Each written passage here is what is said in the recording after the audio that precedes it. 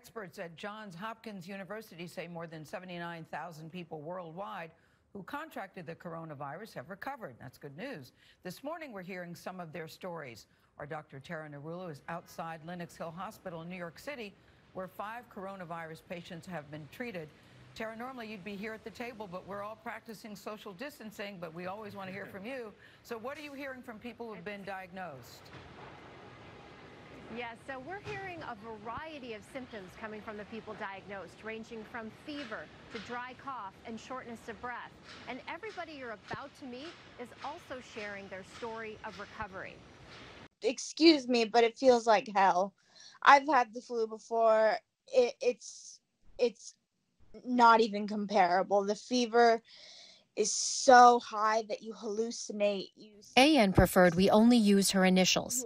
She described a bout with COVID-19 that's lasted for more than 2 weeks. I'm still having a fever, but it's coming down slowly. I'm only at about 100.8 at the moment, which is a dramatic improvement. Initially treated at a Seattle area hospital in early March, she was not offered a test for COVID-19, but says the medical staff were concerned. And I could see them through the window when they were preparing to come in, and they were utterly panicked, and they had no idea what they were doing. It was unnerving, to be completely honest. From home, AN dialed into a telehealth appointment and was promptly told to report to a clinic, where she was swabbed in her vehicle and confirmed for COVID-19 in under 24 hours. It was like a weight off my shoulders, honestly. It was like, I'm not crazy. You'll know it. You'll know it if you got it. Across the country and still hospitalized in Rome, Georgia, Clay Bentley used a baseball analogy to describe his current state of health. I have felt like today that I've turned third base and I'm headed home. He says symptoms developed a day after singing with his church choir 2 weeks ago. Diagnosed with pneumonia at a local hospital the next day, he was sent home. 4 days later, I was to the point I couldn't even get out of bed. I said, I feel like y'all sent me home to die. And I said, I can't even hardly move, and I can't breathe. I can't catch my breath. Back at the hospital, he discovered several members of his church were there too. And I have since found out that there were other people in that choir that's in the hospital now with coronavirus. Now in recovery, he credits faith and family. This has made my family very close. I mean, they can't wait for me to come home. So, but we're going to have we will have a celebration very soon. That feeling of isolation is a shared experience of the coronavirus survivors who spoke with us. In fact, I had someone over this past Saturday night to play a board game, and that felt great. Elizabeth Schneider believes she and a number of her friends contracted coronavirus while at a party in Seattle.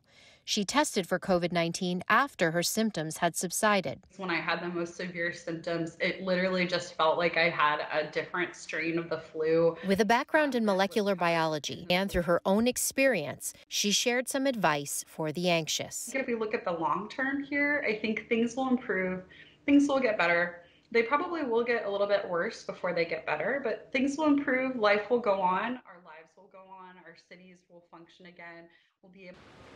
What we know is that 98% of people who are diagnosed with coronavirus will survive. And some survivors, like Elizabeth Schneider, who you heard about, are actually paying it forward. She's donating her blood to science, so researchers can see if that blood can help provide a future treatment or even a vaccine.